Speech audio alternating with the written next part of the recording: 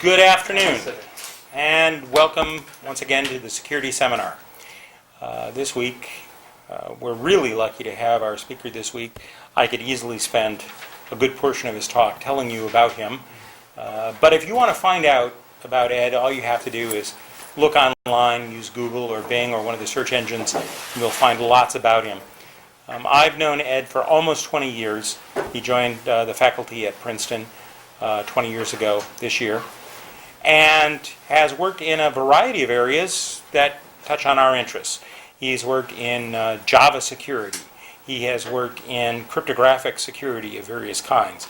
He served as a special master in the antitrust suit against Microsoft. He has worked as chief scientist at the Federal Trade Commission. He's a fellow of the ACM. He's vice chair of ACM's Public Policy Council. Lots of other stuff in there, as well as running an institute at Princeton. Today he's going to tell us some about NSA and about various issues with the data program. And so please join me in welcoming Professor Ed Felten.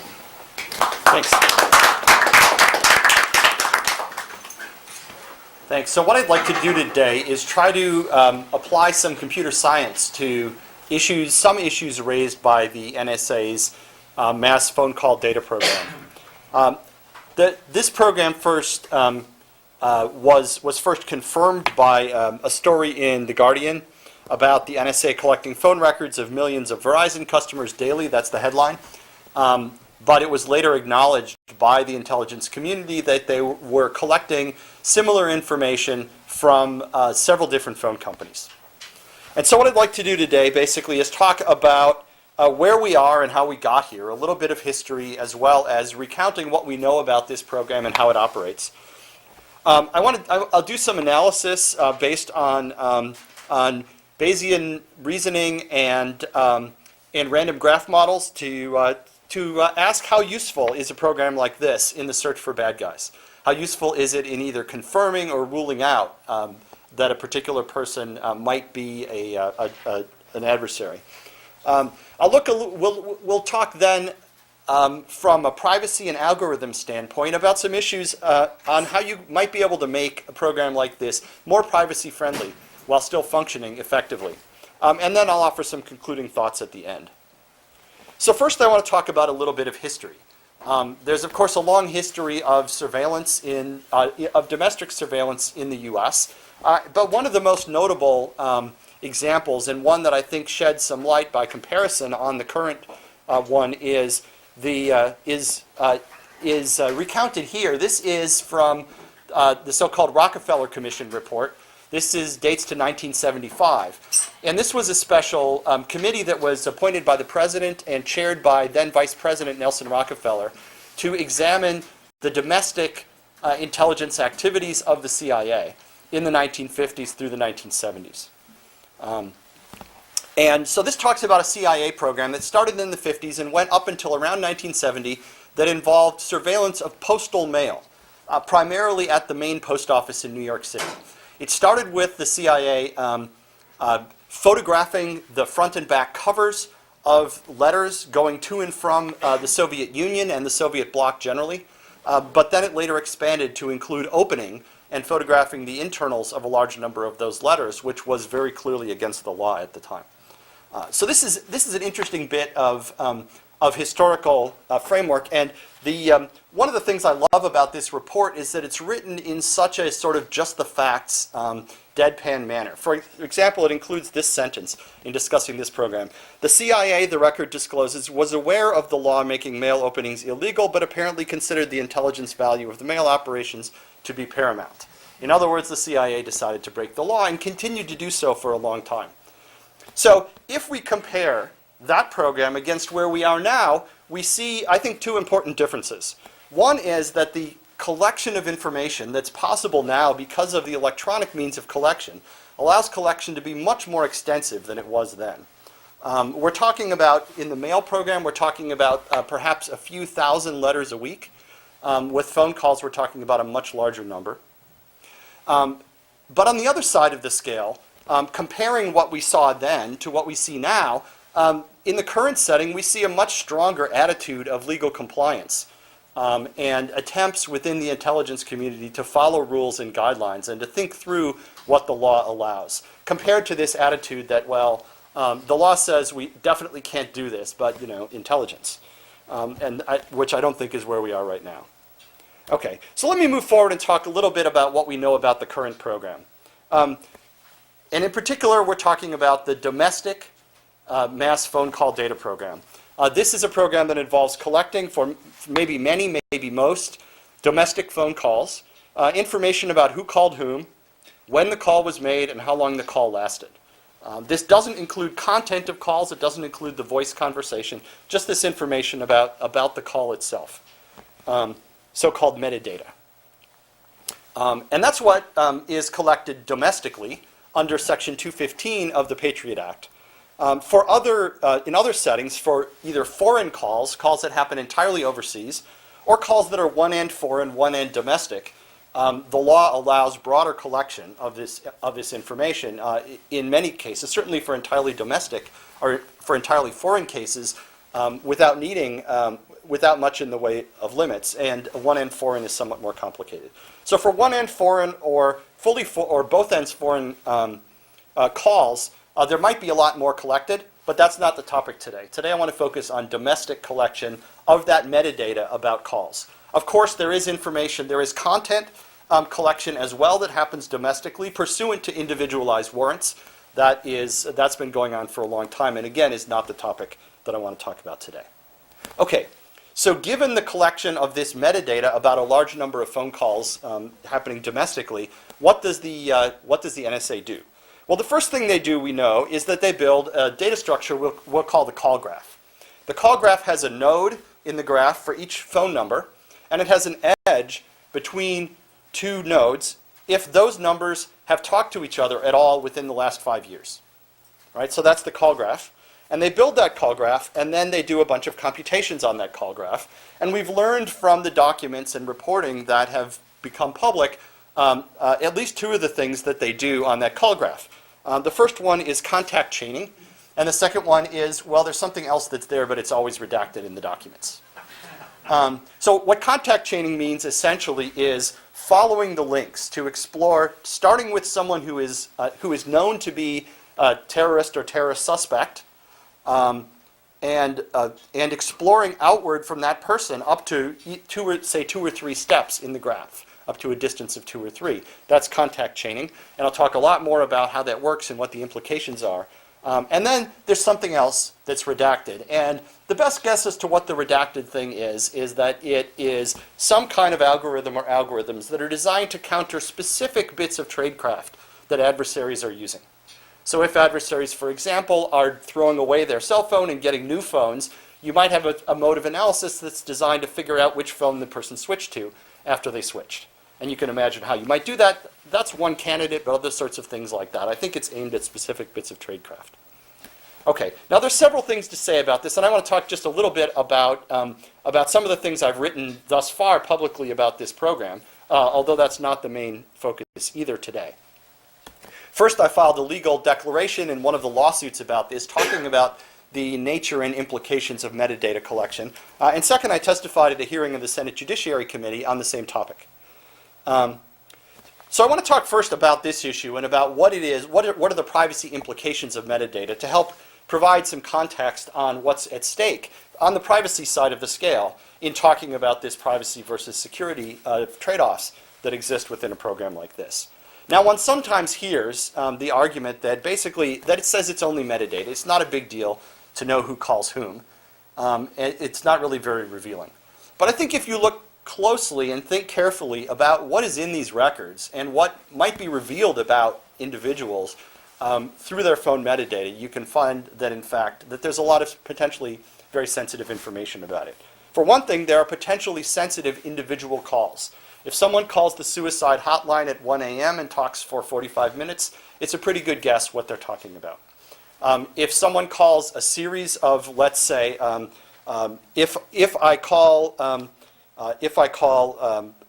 a couple of cardiologists followed by a couple of oncologists, a couple of cancer specialists, well, you might infer something about my health. There are lots of examples of particular numbers that someone might call Someone, let's say, who works for a government agency calls the fraud, waste, and abuse line, or other sorts of examples like this. Yes? While we're here on the metadata. Thank you for introducing. So you're talking about two types of metadata. You're talking about. Can you turn on your microphone, please? I think I've turned it. Okay, great. I can't tell, but. All right. You're talking about two types of metadata. You're saying about the metadata that comes from the billing information or something that we can publicly get about who owns the phone, or there is another metadata which is technical metadata or the signalization. So to which one do you refer, or both? Well, so what we.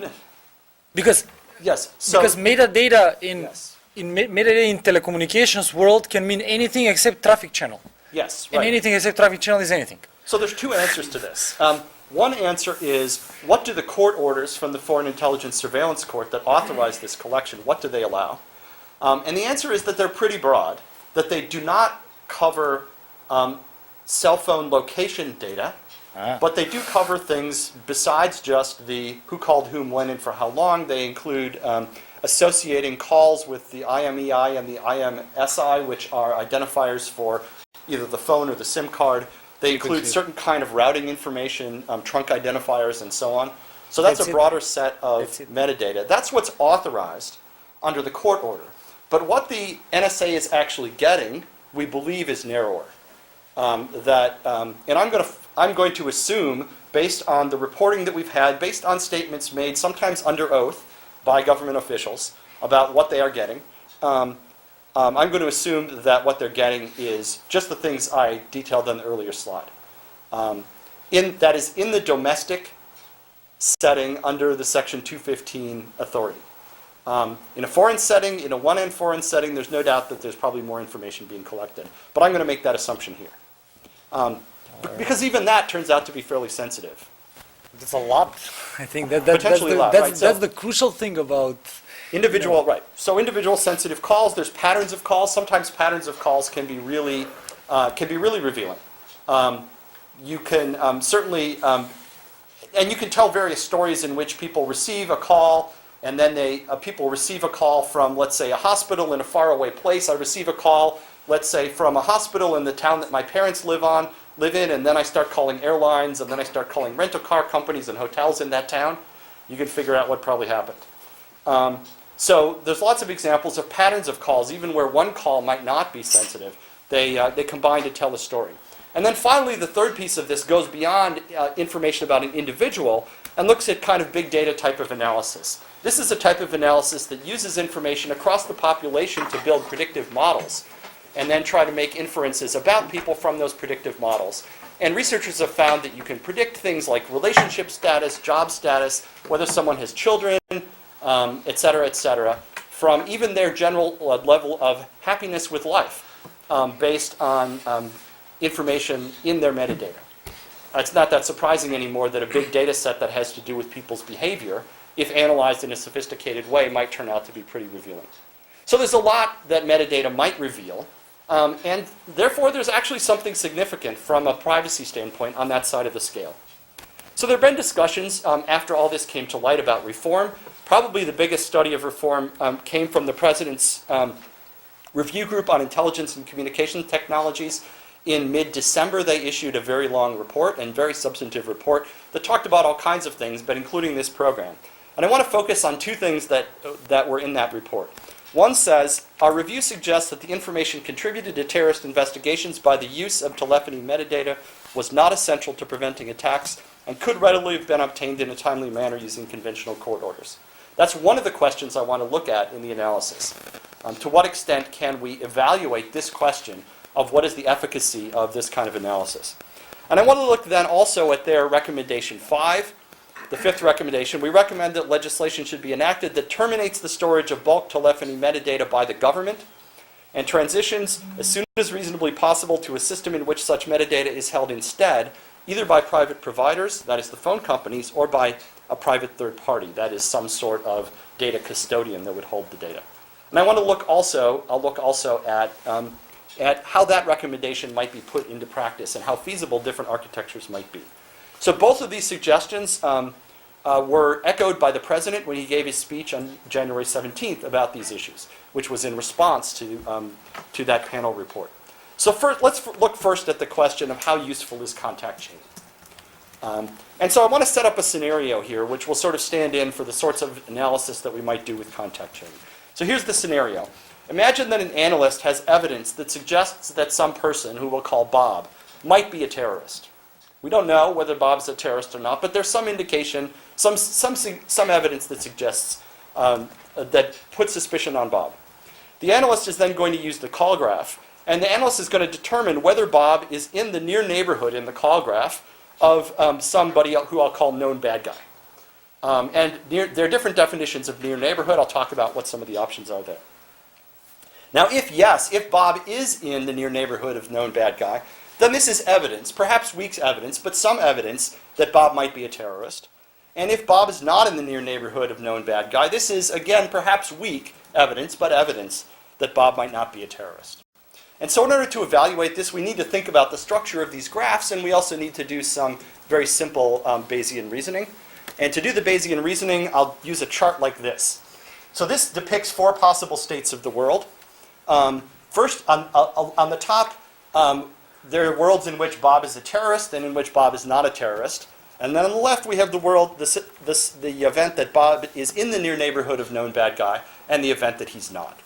And so we'll talk about what are the probabilities that were in these 4 boxes, and then we can use this to calculate some conditional probabilities, which allows us to figure out what an analyst could infer. Okay, so let's make some assumptions about these things. Let's say the probability that Bob is a terrorist, the prior probability, that is the probability based on all the evidence that's available to the analyst before they look at the call graph, we'll say that that's equal to t. We'll call that t. Now we'll say if Bob is a terrorist, there's some probability, which we'll call alpha, that he's in the near neighborhood of known bad guy. And that's going to be higher because he's a terrorist, because he might have engaged directly or indirectly in some kind of communication or coordination with known bad guy. Presumably, the bad guys are trying to avoid creating these links, but they might do it by mistake through a failure of tradecraft. 5 years is a long time to avoid calling people that you're working with, especially indirectly. The third parameter here is the probability that Bob just happens to be in the neighborhood of known bad guy, even if he's not a terrorist.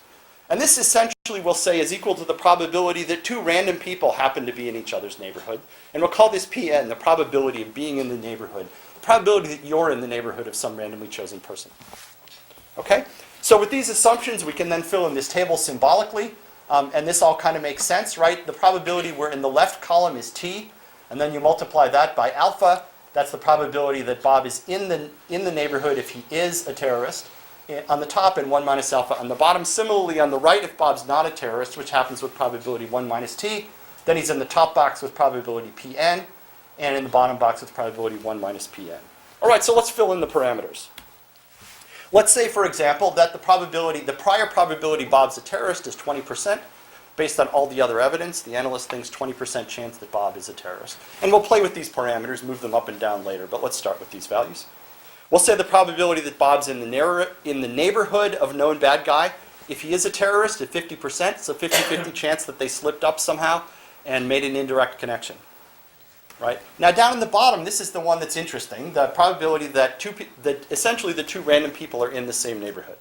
So in order to do that, we need to do a little bit more analysis, and I'll use a random graph model to do that.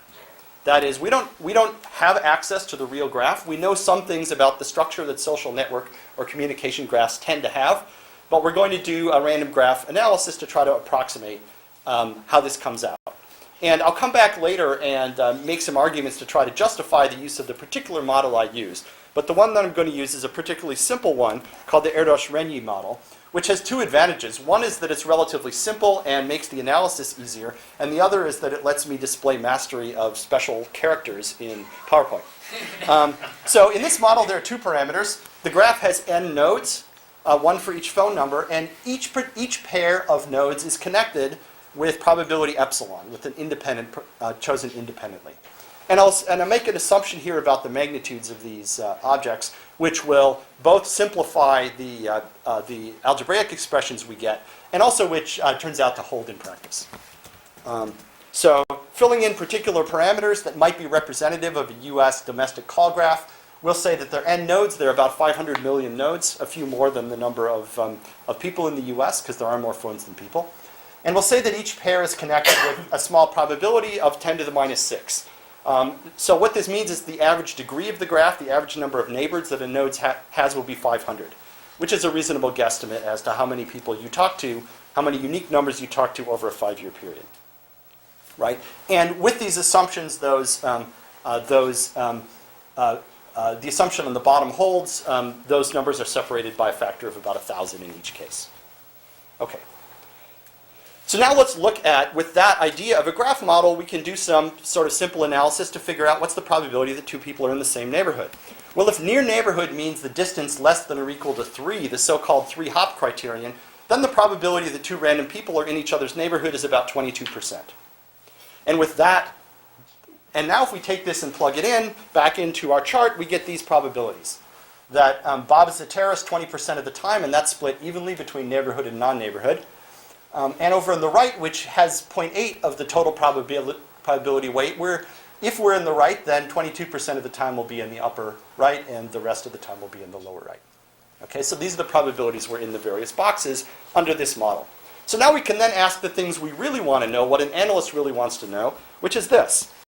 What's the probability that Bob is a terrorist if he is in the neighborhood of known bad guy? And the answer is 36%.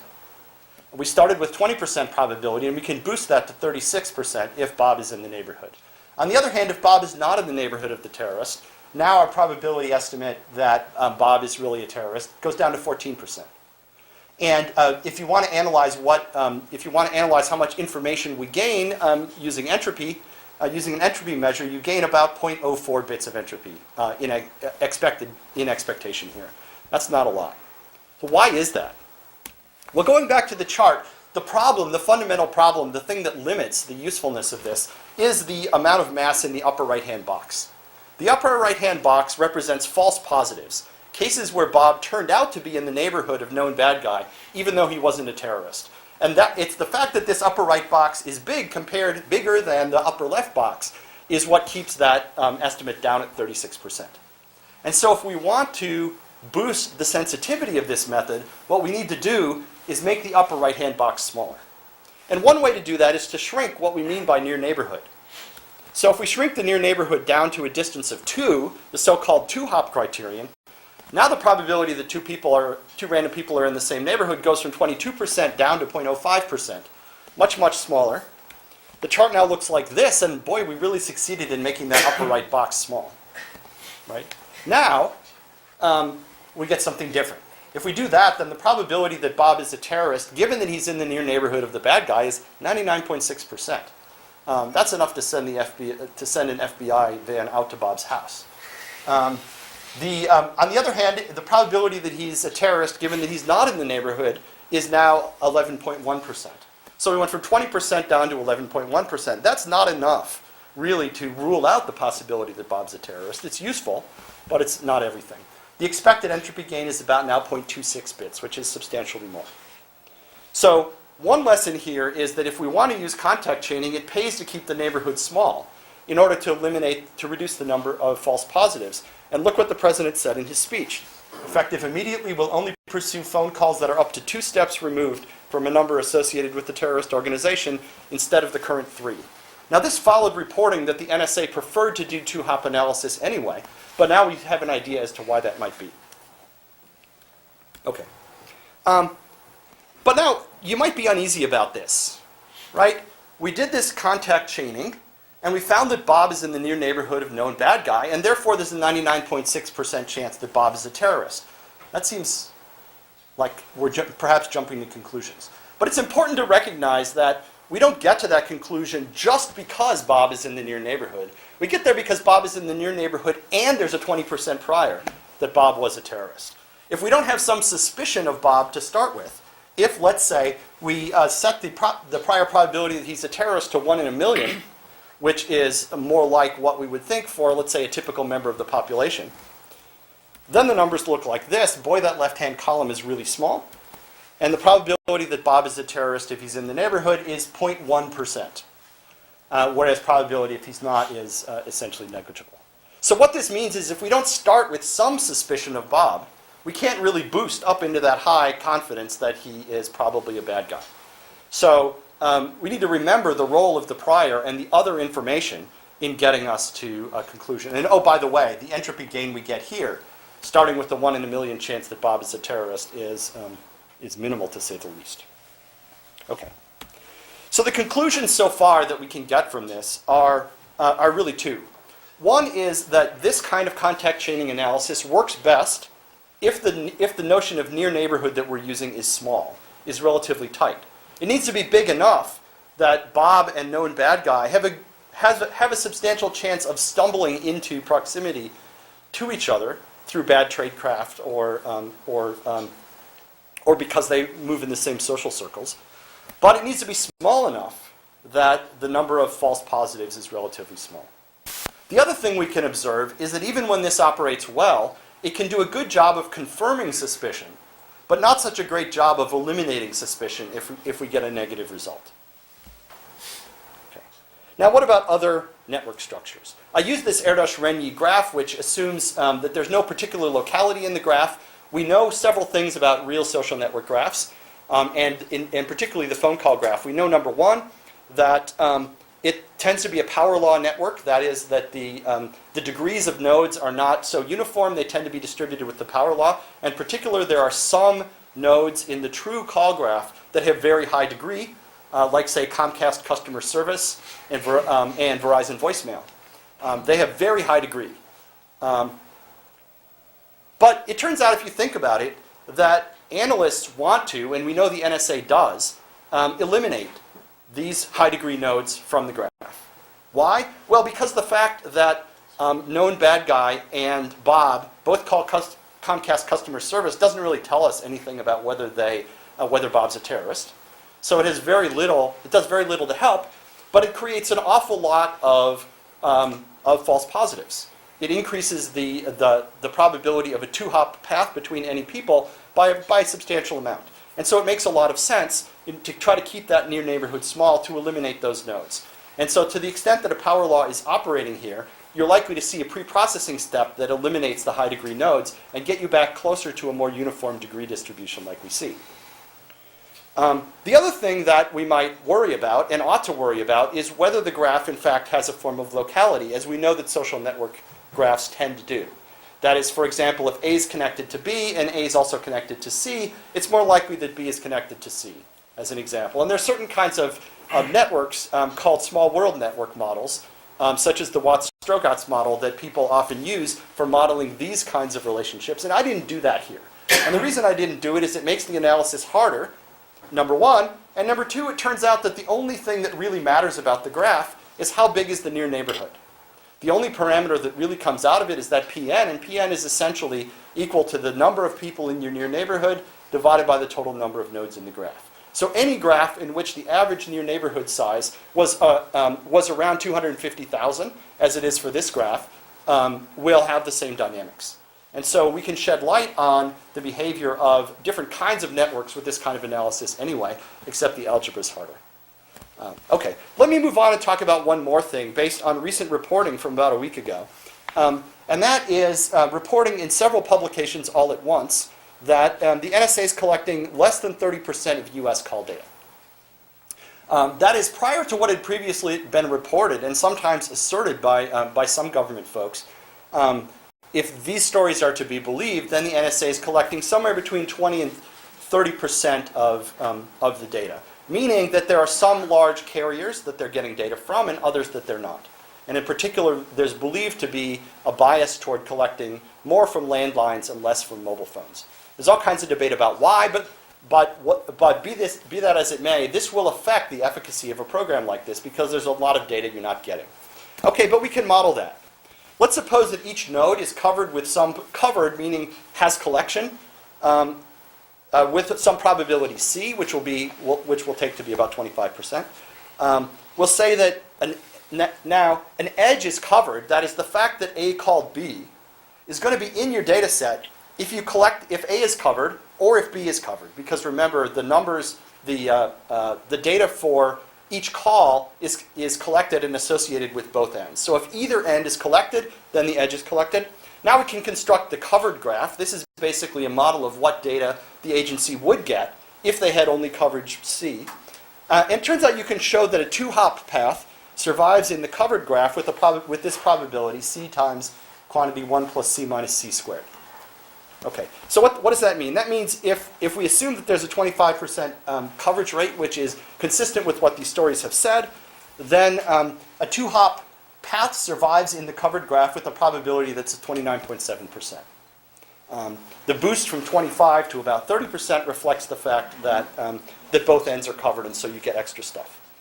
Okay, so now we can take the model that we had before with the kind of default parameters, which remember looked like this, and we can now adjust it. And we're going to adjust it in two ways. First of all, we have to adjust the parameter alpha, which is the probability that Bob and known bad guy are in each other's neighborhood if Bob is a bad guy.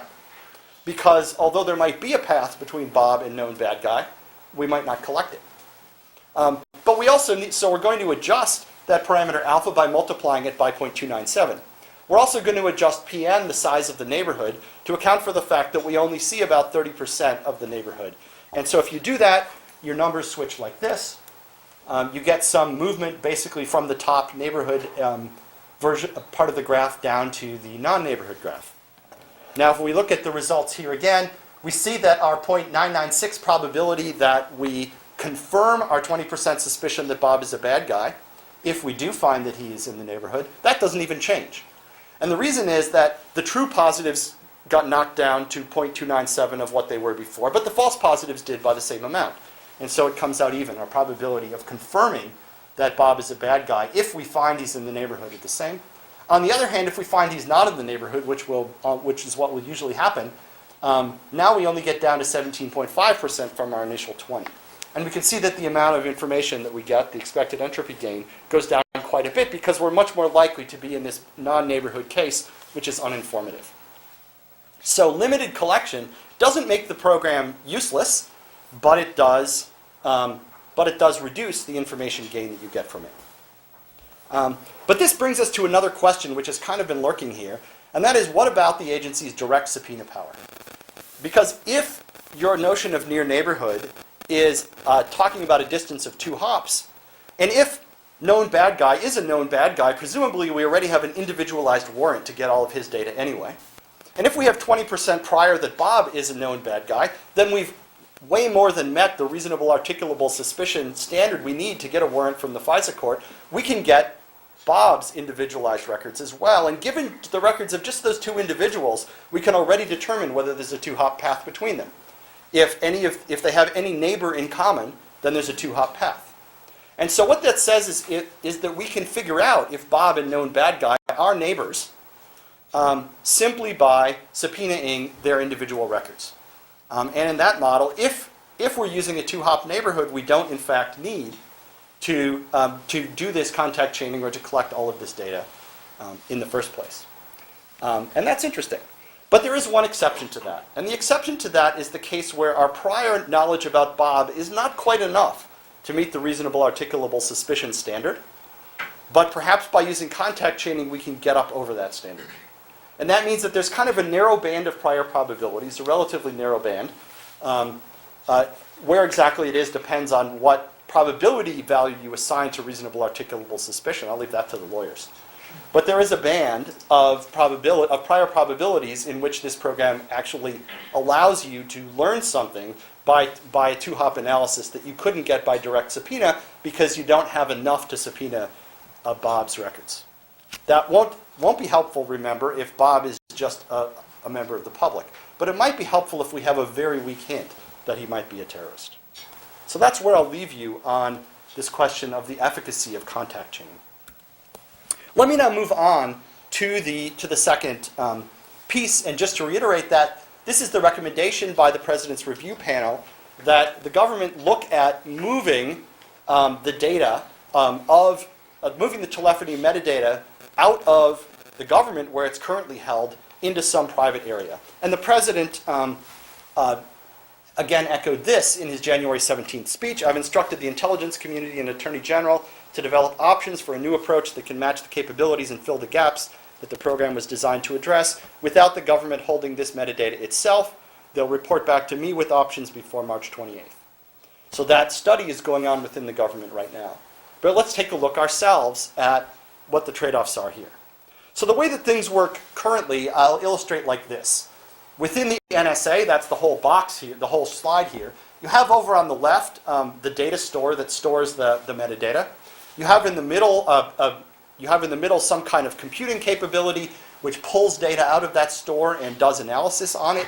And you have over on the right an analyst who sends authorized queries into the system and gets back the results.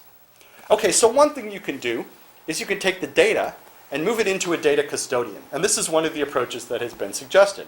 You're going to take the data and you're going to have some third party outside the government who gets the data from all the phone companies and maintains it.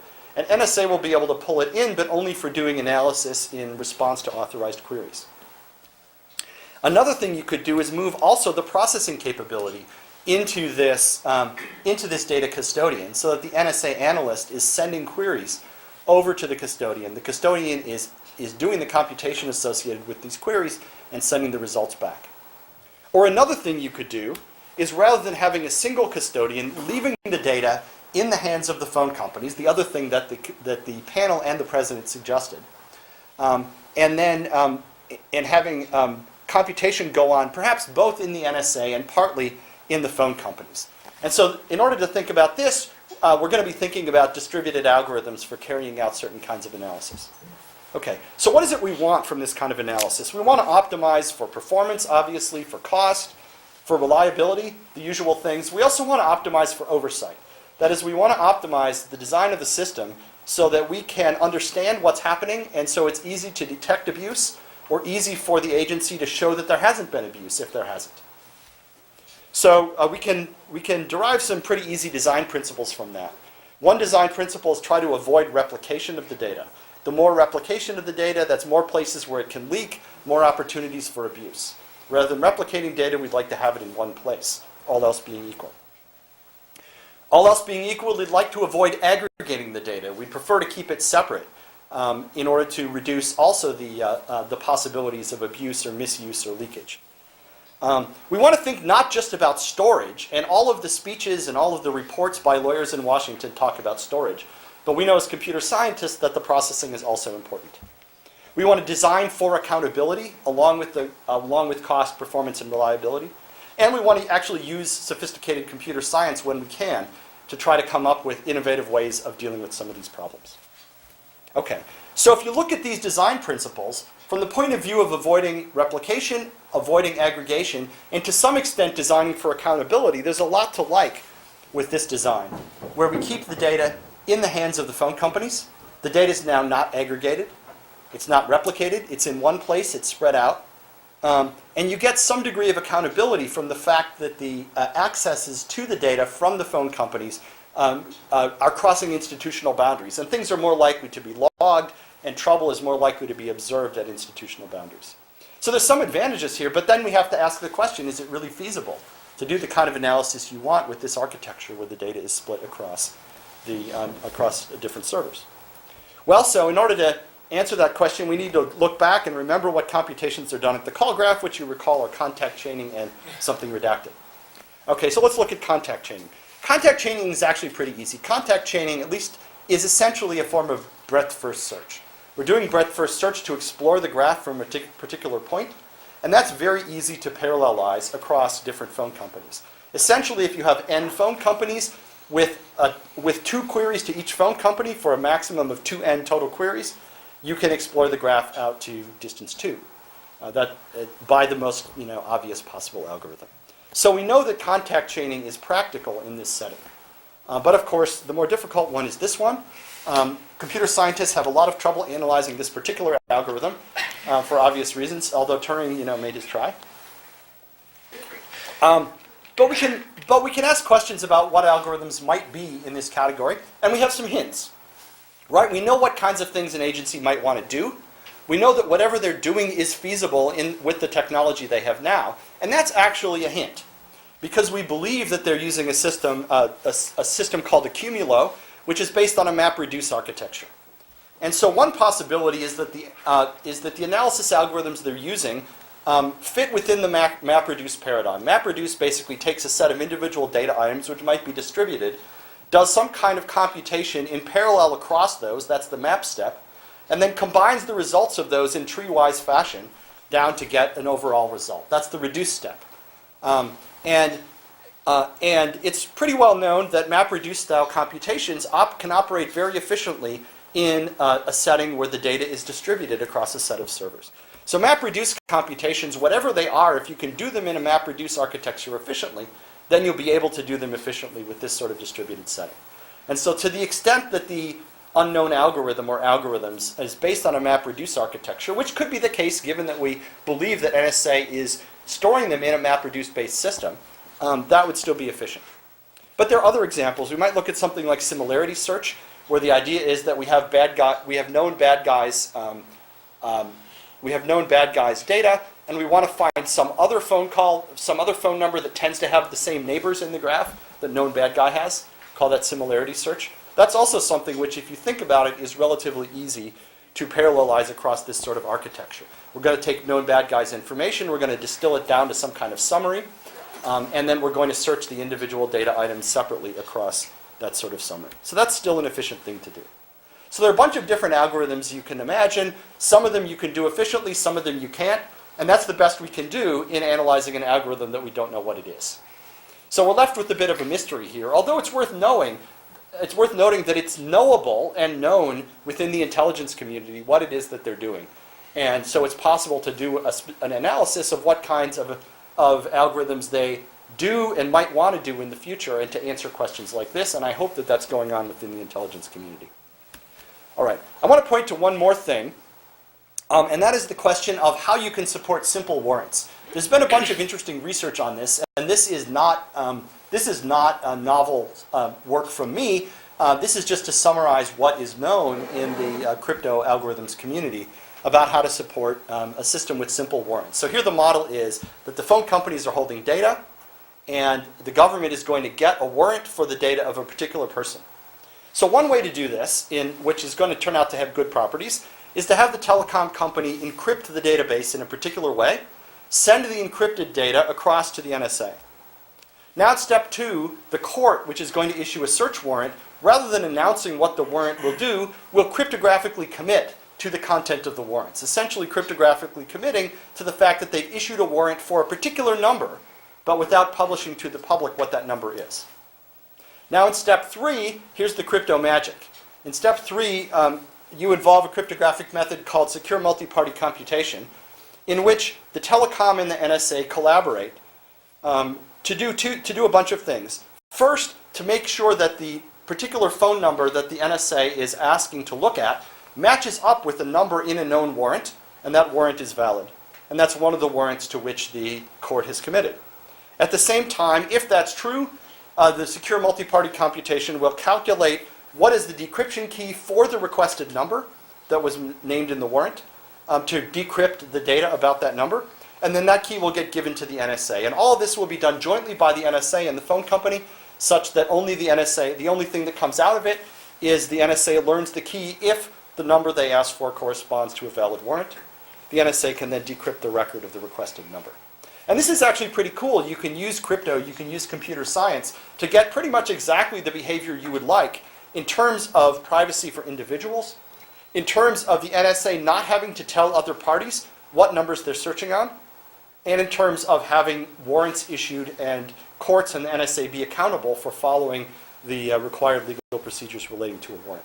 So there are things you can do, even in this simple case, that are better than what we're doing now, and there's opportunities to apply computer science.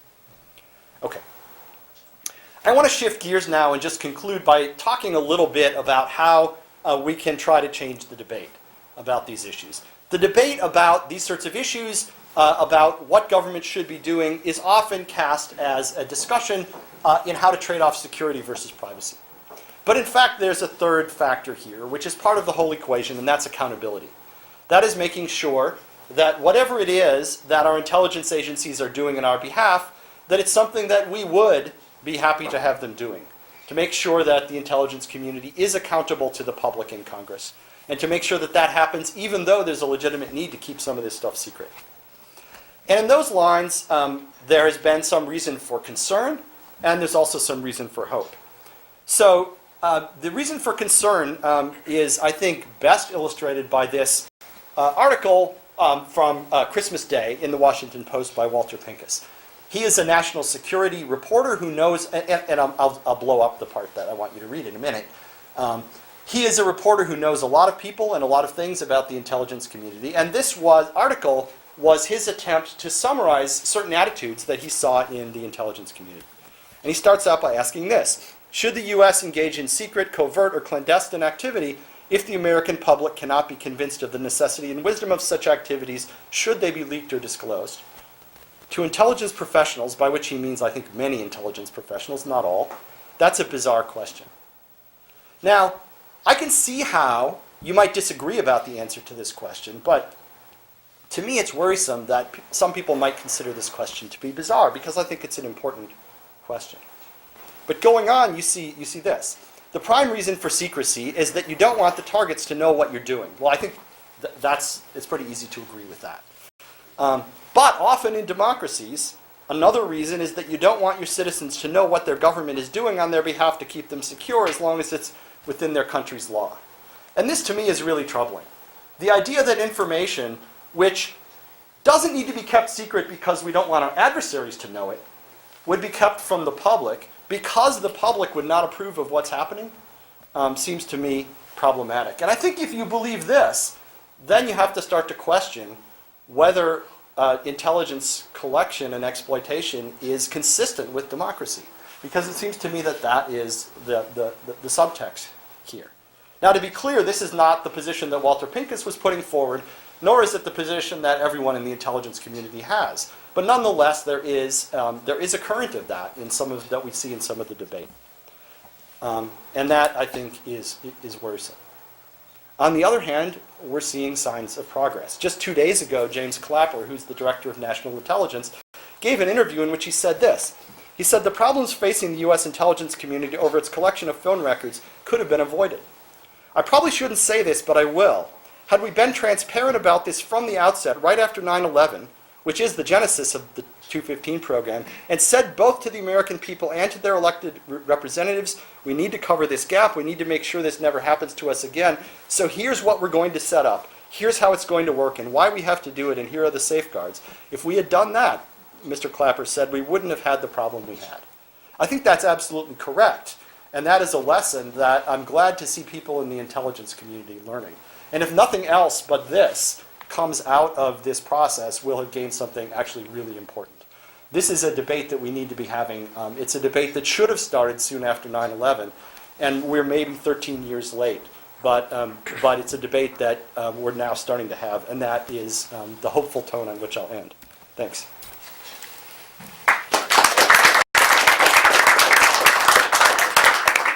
Okay, we have a little bit of time for questions with the cameras running, and then I'm happy to stay afterward for others. Anyone? Yes, sir. Microphone on, please. Sorry. Oh, if it is, it's on. It probably is. Just out of curiosity, do you think that text messages are taken into account in this kind of like data collection, and to what extent in that case?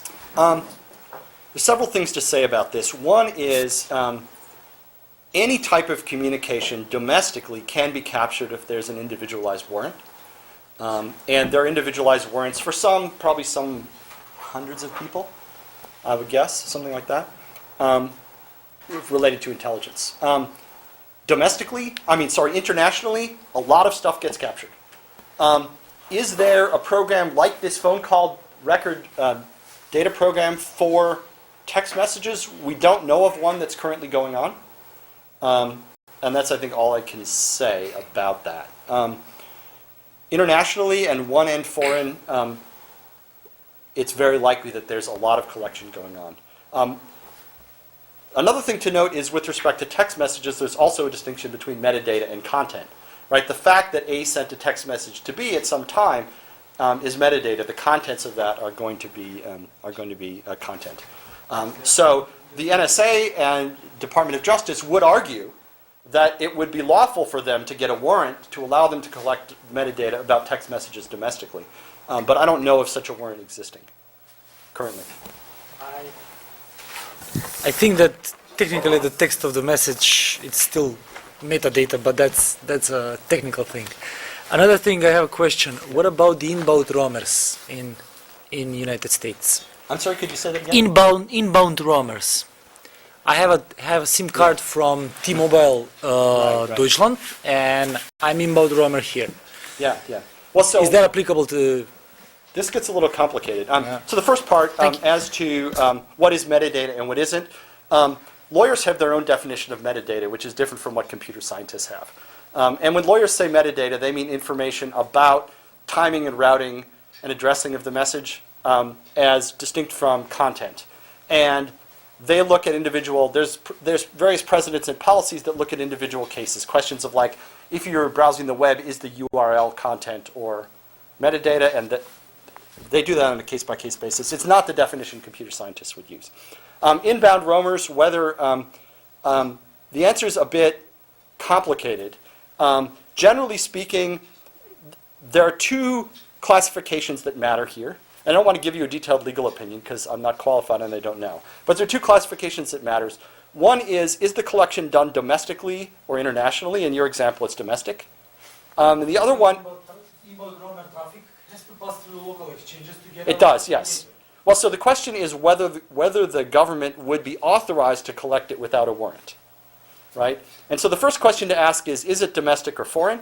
The second question to ask is it a communication of a U.S. person? So whether you get this category of U.S. person, that is, are you a citizen or permanent resident? If you are, then you're a U.S. person, and you get higher protection. So it will depend on the circumstances. It will depend on where the collection happened. If you call an overseas number, that's at least a one-end foreign call, maybe a both ends foreign call, depending on your exact status. And this gets complicated, is the short answer. And there are lengthy documents, training documents for NSA analysts, and I'm glad, it can't be that fun to have to operate under these training documents that lay out all these criteria for what you can and can't capture and keep and so on. But that's the way the law operates.